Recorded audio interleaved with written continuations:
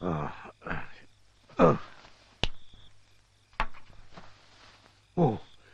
എടാ സാവിത്രി, മണി 5 കഴിഞ്ഞു, എഴുന്നേക്ക്. അമ്മായി സരസ്വനെ മുറി കണ്ടില്ല. കണ്ടില്ലേ? അവളിത് എവിടെ പോവാനാ? എവിടെ പോയത് നോക്കിയേ.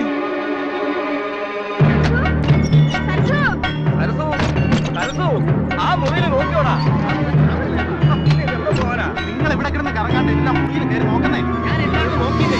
സരസു, എടാ സരസുവേ, എന്തേ സരസു? എടാ അച്ചു, എടാ അച്ചു. ഓ കിടന്നുറങ്ങുന്നോടാ പോത്തുകളെ, പെണ്ണിനെ കാണാനില്ല. എടാ അച്ചുവേ, സരസുവിനെ കാണാനില്ല, ഒന്ന് അന്വേഷിക്കടാ. അന്വേഷിക്കാനൊന്നുമില്ല, അവള് പോയി. എങ്ങോട്ട്? അവളെ കാമുകനോടൊപ്പം. കാമുകനോടൊപ്പോ? ആ, പാലത്തിങ്കൽ കുറുപ്പിന്റെ മകൻ കൊച്ചുകുറുപ്പിനോടൊപ്പം സ്ഥലം വിട്ടു. ഞാൻ എന്റെ കണ്ണുകൊണ്ട് കണ്ടതാ. എന്നിട്ട് എന്താ നീ മിണ്ടാതിരുന്നേ? ചെറുപ്പം മുതലേ ഒന്നിച്ച് കളിച്ചു വളർന്ന പിള്ളാരല്ലേ, പോട്ടെ എന്ന് ഞാനും കരുതി. അവര് തമ്മിൽ പ്രേമമാണെന്ന് ഞാൻ ഇന്നലെ പറഞ്ഞതല്ലേ. എന്നിട്ട് കേട്ടോ, എല്ലാവരെയും ഒന്നിച്ച് കളിപ്പിച്ച് അവര് നാട് വിട്ടു. ചെറുക്കലെ കൂട്ടിന് വരുമ്പോ പെണ്ണില്ലെങ്കിൽ ഞാൻ എന്തോ പറയും? മുതലാളിക്ക് പറയാൻ ബുദ്ധിമുട്ടാണെങ്കിൽ ഞാൻ പറയാം. എന്ത്? പെണ്ണോളിച്ചോടിയെന്ന്. പോടാ, അവര് നാട് വിടും മുമ്പ് എനിക്ക് പിടിക്കണം.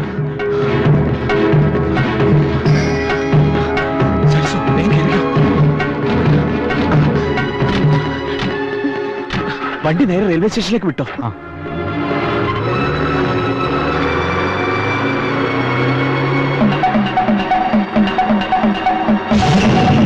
എന്റെ ഈശ്വര, ഞാൻ എന്തായി കേക്കണേ? ജാതകം പലിച്ചൂടി. ആ ഉണ്ണിത്താന്റെ മോളുമായിട്ട് നമ്മുടെ മോൻ ഒളിച്ചോടിയെന്ന്. അവൾ ഇത്രയും കള്ളിയാണെന്ന് ഞാൻ കരുതിയില്ല. നമ്മുടെ മോനെ വിളിച്ചെടുത്തോണ്ട് പോയില്ലേ? ഇനി ആരും കുറ്റം പറഞ്ഞിട്ട് കാര്യമില്ല. നിങ്ങളുടെ മോനെ സൂക്ഷിക്കേണ്ട നിങ്ങളല്ലേ? സൂക്ഷിച്ചു, ഒരുപാട് സൂക്ഷിച്ചു. അതുകൊണ്ടാ ഇങ്ങനെ പറ്റിയേ. ഈ കുറിപ്പ് ജീവിച്ചിരിപ്പുണ്ടെങ്കിൽ എന്റെ മോനോട് അവൾ ജീവിക്കില്ല. അവർ നാടൂടെ ഞാൻ സമ്മതിക്കില്ല. വണ്ടി എടുക്കടാ. യാത്രക്കാരുടെ ശ്രദ്ധയ്ക്ക് തിരുവനന്തപുരത്ത് നിന്നും ഈറോഡിലേക്ക് പോകുന്ന 6233 നമ്പർ തിരുവനന്തപുരം ഈറോഡ് എക്സ്പ്രസ് അല്പസമയത്തിനുള്ളിൽ 1-ാം നമ്പർ പ്ലാറ്റ്ഫോമിൽ വന്നു ചേരുന്നു. മണിക്കുട്ടൻ എത്തിയില്ലേ? ട്രെയിൻ എത്താറായി. ഒന്ന് സ്പീഡിൽ വിടറോ. വിമാനത്തിന് സ്പീഡ് ഓട്ടോറിക്ഷയ്ക്ക് കിട്ടൂല മോനെ. ഒന്നാമത് എഞ്ചിൻ പണി ഏറെ വണ്ടിയാണ്.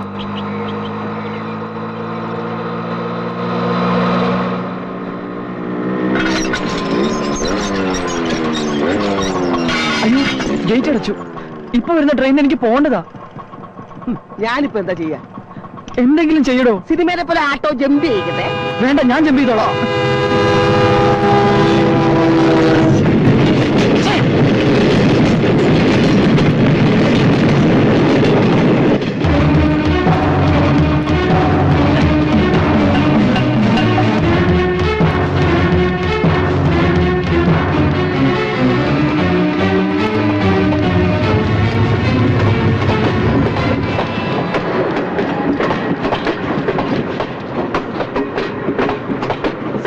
അങ്ങനെയൊന്നും അല്ല. ഇന്ന് വെളുപ്പിന് തന്നെ നീ എന്റെ വീട്ടിലെത്തുന്നു പറഞ്ഞപ്പോ ഞാൻ കരുതിയില്ല അതെന്റെ മോളെ പൊക്കിക്കൊണ്ട് പോകാനായിരുന്നു. ഞാനൊന്ന് പറയട്ടെ. മാന്യമായിട്ട് ജീവിക്കുന്നവരെ മാനം കെടുത്തിയിട്ട് നിന്ന് ന്യായീകരിക്കുന്നു. ഉണ്ണിത്താനോട് കളിച്ചാൽ നിന്നെ കൊന്നു കുഴിച്ചു കൂടും. പറയടാ, മിണ്ടിപ്പോവരുത്. അവനെ ഇവരെ തല്ലാൻ നിനക്കെന്താ അവകാശം? എത്തിയല്ലോ സൂത്രധാരൻ. ഇന്നലെ അച്ഛനും മോനും കൂടെ വീട്ടിൽ വന്നത് എന്റെ മോളെ പാട്ടിലാക്കാനുള്ള തന്ത്രവുമായിട്ടായിരുന്നല്ലേ? വിരലൊന്നും ഞൊടിച്ച കൂടെ പോരാ തന്റെ മോളെ പാട്ടിലാക്കാൻ അത്ര വലിയ തന്ത്രമൊന്നും പ്രയോഗിക്കണ്ട. ആമ്പിള്ളേരെ വഴിപിഴപ്പിക്കാൻ നടക്കുന്ന ശവം. തന്റെ ഭാര്യയുടെ സ്വഭാവം ഇവിടെ വിശദീകരിക്കണ്ട. മാറ്റർ മക്കളിലേക്ക് വന്നില്ലെങ്കിൽ എന്റെ സ്വഭാവം താനിപ്പോ അറിയും. എടോ, ജനിപ്പിച്ചാൽ മാത്രം പോരാ, മക്കളെ വളർത്താനും പഠിക്കണം. താൻ മോളെ പഠിപ്പിച്ചത് ഒളിച്ചോട്ടായിരുന്നു. തന്തയില്ലാത്ത പറയരുത്. തന്തയ്ക്ക് പറഞ്ഞാലുണ്ടല്ലോ. കല്യാണ പന്തലിൽ നിന്ന് എന്റെ മോളെ തട്ടിക്കൊണ്ടുപോയി ഇവന്റെ തന്തയ്ക്കും തന്തയുടെ തന്തയ്ക്കും ഞാൻ പറയും. താൻ എന്തോ ചെയ്യും? എടാ ഉണ്ണിത്താനെ, ഇനി തിരിച്ചു തല്ലാമെന്ന് സമയം കളയുന്നത് ശരീരത്തിന് നല്ലതല്ല. ബുദ്ധിയുണ്ടെങ്കിൽ മുഹൂർത്തം കഴിയുന്നതിന് മുമ്പ് ഇതിനെ വിളിച്ചുകൊണ്ട് പോയി നിശ്ചയിച്ച് ചെറുക്കന്റെ തലയിൽ വെച്ച് കെട്ട്. അല്ലെങ്കിൽ ഇനിയും മതിൽ ചാടും.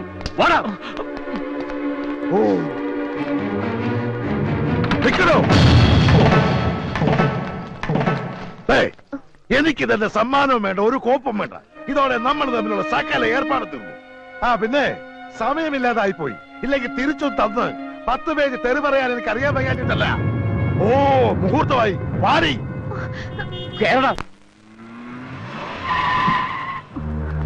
ഇങ്ങോട്ട് ഇറങ്ങടി. മോളെ വാ. മോളെ കൊണ്ടുപോയി സാരി മാറ്റിട്ട് ഇപ്പൊ തുണി ഉടുത്തിട്ടുണ്ടല്ലോ, അത് മതി. പെണ്ണെത്തി പെണ്ണെത്തി. ഞാൻ പറഞ്ഞില്ലേ മുതലാളി മിടുക്കനാണെന്ന്. എങ്ങനെയെങ്കിലും പെണ്ണിനെ ഒപ്പിച്ച് മുഹൂർത്തത്തിന് മുമ്പ് എത്തുമെന്ന്. ഓ ഭാഗ്യം, തക്ക സമയത്ത് എത്തിയതുകൊണ്ട് പെണ്ണ് ഒളിച്ചോടിയില്ല. സമയമായി, ചെന്നിരിക്കണേ മണ്ഡപത്തിലേക്ക്. എന്താണോ നോക്കിയിരിക്കണേ? ഊതടോ. എന്നാ കെട്ട് നടത്തിയേക്കാം. നിർത്തണോ? മറ്റൊരുത്തന്റെ കൂടെ ഒളിച്ചോടി പോയ പെണ്ണിനെ കെട്ടേണ്ട ഗതികേട് എന്റെ മോനില്ല. പെണ്ണ് ഒളിച്ചോടി പോയില്ലല്ലോ, അതിന് മുമ്പ് പിടിച്ചോടി വന്നല്ലേ? അതെ, ഇനി ഒളിച്ചോടാതെ നിങ്ങൾ നോക്കിയാ മതി. വാടാ, വന്നോളൂ. അതെ അതെ, ഞാൻ പറയുന്നത് നിങ്ങള്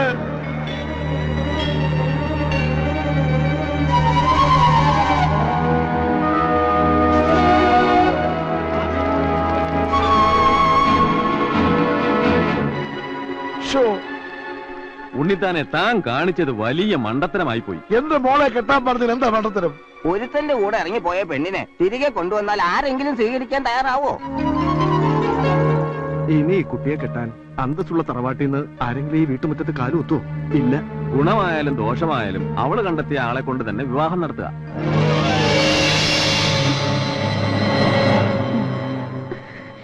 പാലത്തിങ്കൽ കുറിപ്പ് തറവാടിത്തത്തിൽ മുതലാളിയെക്കാളും ക്യാമനാ. ഇനി ഒന്നും ആലോചിക്കാനില്ല, ഈ മുഹൂർത്തത്തിൽ തന്നെ നടത്താൻ ശ്രമിക്കുക.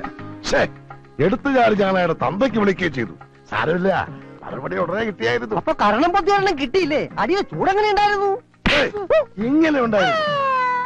നിന്ന് കരയാതെ വാടാ കുറുപ്പിന്റെ വീട്ടിലേക്ക്. അച്ഛാ, മോള് വിഷമിക്കാണ്ടിരി, ഞങ്ങളൊന്ന് പോയി സംസാരിക്കട്ടെ. നിന്റെ മനസ്സിനകത്ത് ഇങ്ങനൊരു ആഗ്രഹം ഉണ്ടായിരുന്നെങ്കിൽ നേരത്തെ പറയാമായിരുന്നില്ലേ? ഞങ്ങളത് നടത്തി തരായിരുന്നില്ലേ? ഓടി ഓടുന്നു. നേരത്തെ അറിഞ്ഞിരുന്നെങ്കിൽ ഈ ബന്ധത്തിൽ നിന്ന് ഞാൻ ഇവനെ പിന്തിരിപ്പിച്ചേനെന്ന് പറയാനാ തുടങ്ങിയത്. ഈ ബന്ധത്തിന് എന്താ കുഴപ്പം? എന്തൊരു നല്ല ബന്ധം. എടീ, തറവാട്ടി പറഞ്ഞ പെണ്ണായിരുന്നെങ്കിൽ കല്യാണ ദിവസം ഒളിച്ചോടുമായിരുന്നു. അപ്പൊ നമ്മുടെ മോനോ? ആണുങ്ങൾക്ക് എന്തു ആവാം. മാത്രമല്ല, പാലത്തെങ്കിൽ കുറുപ്പിന്റെ വീടുമായിട്ടൊരു ബന്ധത്തിന് വട്ടപ്പറമ്പ് ശ്രീധരൻ ഉണ്ണിത്താൻ എന്താണ് ഒരു യോഗ്യത? അടയും ചക്കരയും പോലെ ആയിരുന്നല്ലോ ഇത്ര നാളും. ഇപ്പൊ ഇന്ത്യയും പാകിസ്ഥാനും യുദ്ധവും പ്രഖ്യാപിച്ചു. എന്താ കുഴപ്പണ്ട? ഇനി ഇതിന്റെ പേരും പറഞ്ഞ് നിങ്ങൾ തമ്മിൽ യുദ്ധം വേണ്ട. എനിക്ക് ആരോടും പ്രേമമില്ല, ഞാൻ ഒളിച്ചോടിയിട്ടില്ല. പിന്നെ അവളുമായിട്ട് എന്തിനാ നീ സ്റ്റേഷനിൽ ചെന്നത്? അത് അതെന്നോട് ചോദിക്കരുത്.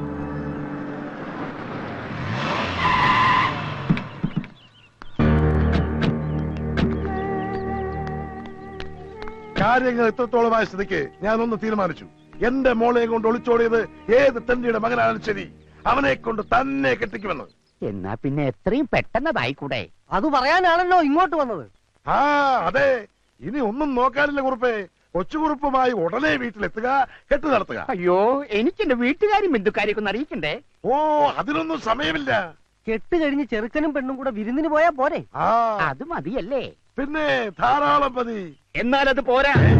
എനിക്കുള്ളത് ഒരേ ഒരു സന്തതിയാ.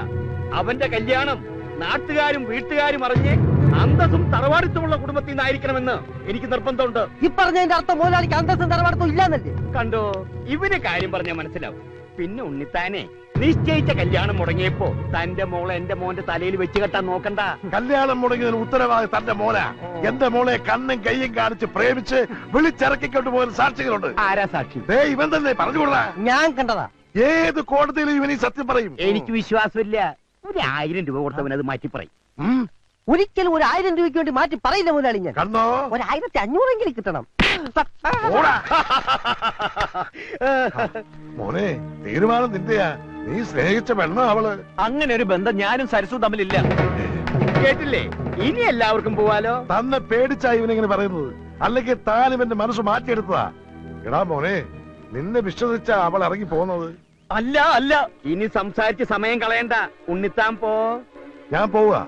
പക്ഷെ ഒരു കാര്യം, എന്റെ മകൾക്കൊരു മംഗല്യമുണ്ടെങ്കിൽ അത് തന്റെ മകനുമായിട്ടായിരിക്കും. ഇന്നല്ലെങ്കിൽ നാളെ ഈ കല്യാണം ഞാൻ നടത്തും, ഉറപ്പാ.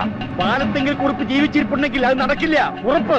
ഇത് കുറിപ്പിന്റെ ഉറപ്പല്ല, ഈ ഉണ്ണിത്താന്റെ വെല്ലുവിളിയാ. നോക്കിക്കോ.